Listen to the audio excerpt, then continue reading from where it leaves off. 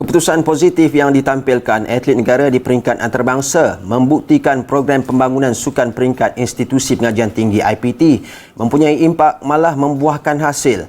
Timbalan Menteri Pendidikan Tinggi Datuk Muhammad Yusof Abdal berkata 1 pingat emas, 1 perak dan 5 gangsa dari Sukan Universiti Dunia Universiade di Chengdu Julai lalu menjadi penanda aras bahawa baru atlet IPT di pentas tertinggi.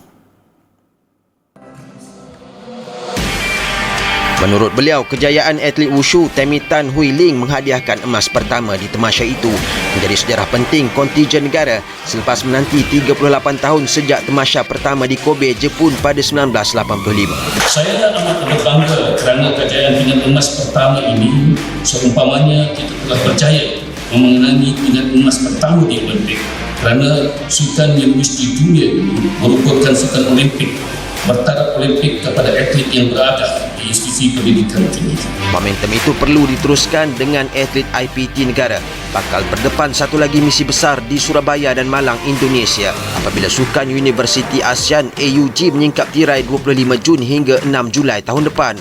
Datuk Muhammad Yusof ditemui selepas melancarkan program Road to Surabaya 2024 di Putrajaya pada Selasa. Beliau yakin kontijen negara mampu terus menjadi pencabar terkuat dalam kempen AUG dengan status cemerlang selaku naib juara keseluruhan pada edisi lalu di Ubin Ratchathani perlu dipertahankan.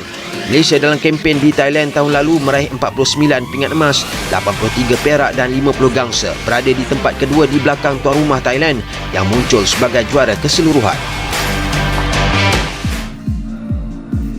Terdahulu berlangsung majlis penyerahan insentif kecemerlangan sukan atlet IPT bagi menghargai perjuangan mereka di Universiade di Chengdu, China Ogos lalu.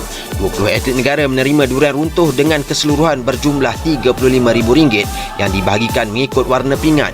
Atlet wushu negara Tammy Tan Hui Ling yang meraih pingat emas pertama negara dalam tamasya itu menjadi penerima insentif tertinggi berjumlah RM15,000. So actually I'm very thankful sebab KPT bagi kami yang ni chance to go for this WUG, and I get the gold medal for not only myself but for KPT, for my country, for whoever support us. So I'm very thankful for all of this. Yeah.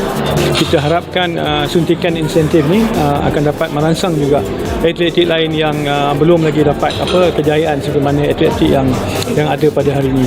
Dan hari ini juga saya kira sepanjang saya tahu inilah orang kata sumbangan yang terbesar yang diberikan kepada pemenang pingat emas di Universiade di mana Tammy dapat RM15,000, dan kita harap kita bukan sekadar buat insentif saja, tapi kita harap dengan insentif yang diberikan kepada Tammy ini akan membuka mata kepada atlet universiti lain.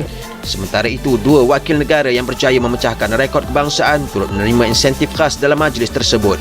Atlet olahraga Omar Osman memecahkan rekod kebangsaan 400 meter sebanyak 2 kali dalam tempoh 24 jam acara olahraga menerima insentif RM3,000.